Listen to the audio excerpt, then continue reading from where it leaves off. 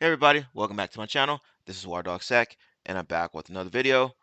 Today's video, we're going to cover day number 9 of the Advent of Cyber 2023 event from TryHackMe. It says, she sells C-sharp shells by the C2 Shore. Now, before we get into it, be sure to hit that like button, comment, and subscribe. Without further ado, let's go ahead and dive into everything.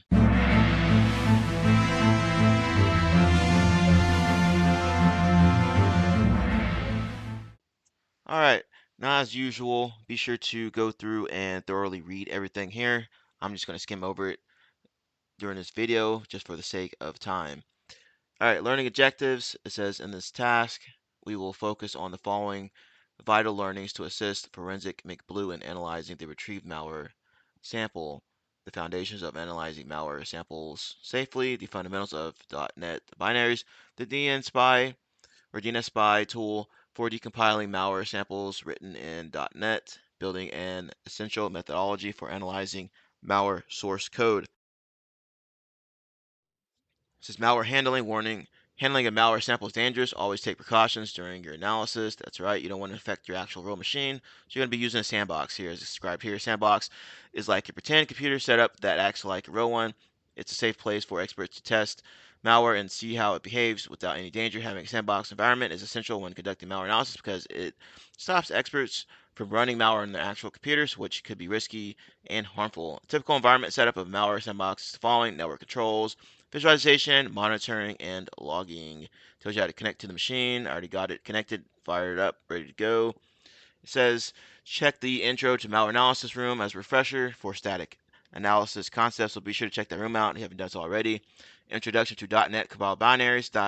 .NET binaries are compiled files containing code written in languages compatible with the .NET framework, such as C Sharp, VB.NET, F Sharp, or managed C++.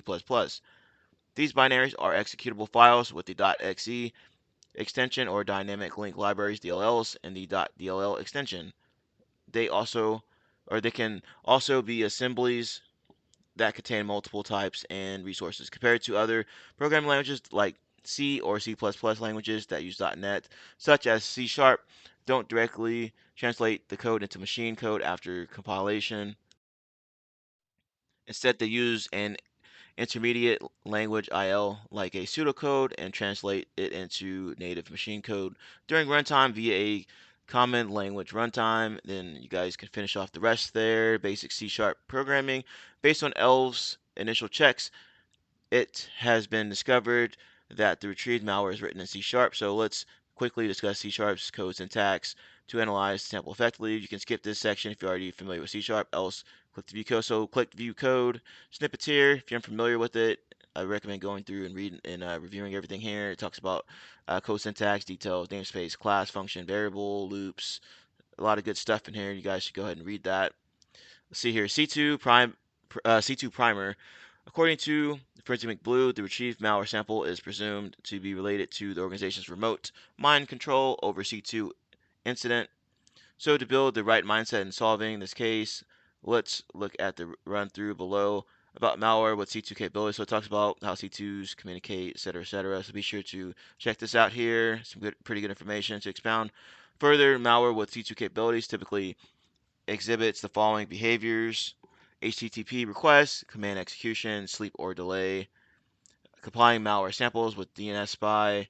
Now that we've tackled the theoretical concepts to build our technical skills, let's start playing with fire, i.e. malware. Since we already assumed that the malware sample is written in C Sharp, we will use DNSpy to compile or decompile the binary and review its source code. DNSpy is an open source .NET assembly C Sharp debugger and editor. It is typically used for reverse engineering .NET applications and analyzing their code, and primarily designed for examining and modifying .NET assemblies in a user-friendly, interactive way. Since as mentioned above, we won't execute malware, so the debugging functionality will not be discussed in the following sections. To proceed, let's go to the virtual machine and start the DNSpy school. Clicking on desktop. Okay, so let's go ahead and do that. All right, open the tool. It tells you how to some basic navigation here. File open, upper left of the application here. Gives you some examples here.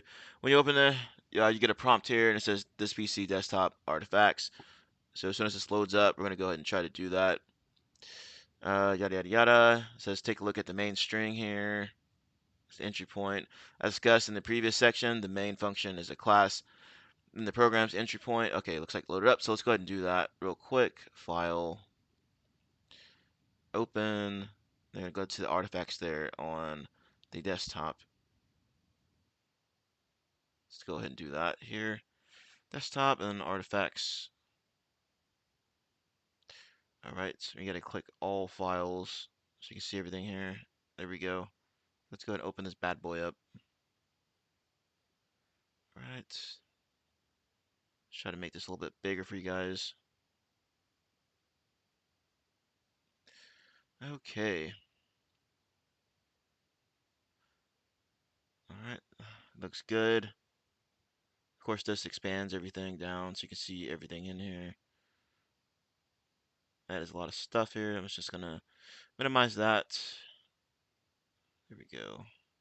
All right. So let's see here. Next step is click the main string, which we already did.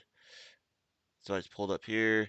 Entry point application discussed in the previous section. The main function in the class is programs entry points, meaning that once the application is executed, the lines of code inside that function will be run step, yada yada yada. So be sure to read through all of this so you understand how this thing is working, all right, and what to look for.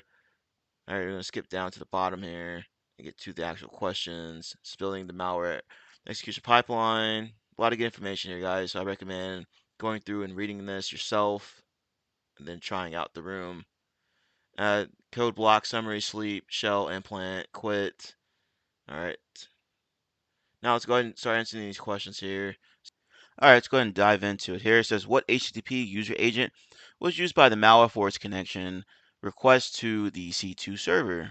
All right, so let's go ahead and take a look at some of these functions in here. See if we can find that particular user agent. All right, I believe it's under, let's see here. Right here, it's going to be under post-it, user agent. It's got Mozilla and a bunch of other stuff after it, so it's going to be right there for the user agent. Next question, what is the HTTP method used to submit the command execution output? All right, that's going to be post. As you can see there, HTTP web request, post. What key is used by the malware to encrypt or decrypt C2 data? All right, so it's probably going to be here in this decryptor. That's going to be this up here, right? And let's see, the next one says, what is the first HTTP URL used by the malware? I believe we saw that there in the main area. So, yep, string equals, it's got the URL here, and then you're also going to need this reg right here. So that one's done. It says how many seconds is the hard-coded value used by the sleep function. And if we're looking through the main here, we can see that information right there. All right, it says initial count or integer count is going to be 15,000, and that's going to be in milliseconds, right? So you convert that to seconds, that's going to be 15 seconds. All right. And let's see here. It says, what is the C2 command the attacker uses to execute commands via command.exe? All right, it's going to be shell, as we can see right here. It's got some commands here and also says it up above. If you read through the information above, you'll see that information about shell as well. It says, what is the domain used by the malware to download another binary? So let's go ahead and scroll through here a little bit. And it says right here, implant. It's going to be this URL here, this stash.mcgreedy.thm. All right, I believe that wraps it up here. Okay, the last item here says check out the malware analysis module and SOC level 2 path if you enjoyed analyzing malware. So be sure to check out both of these areas here if you're interested in the malware analysis or even the SOC 2 path here.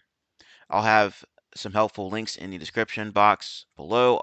I'll link to a 5-hour plus video of free malware analysis training from TCM Security. I highly recommend checking out that video and even checking out the course whenever you get a chance. Okay, as always, thank you all for watching. Have a nice day, and I will see you later.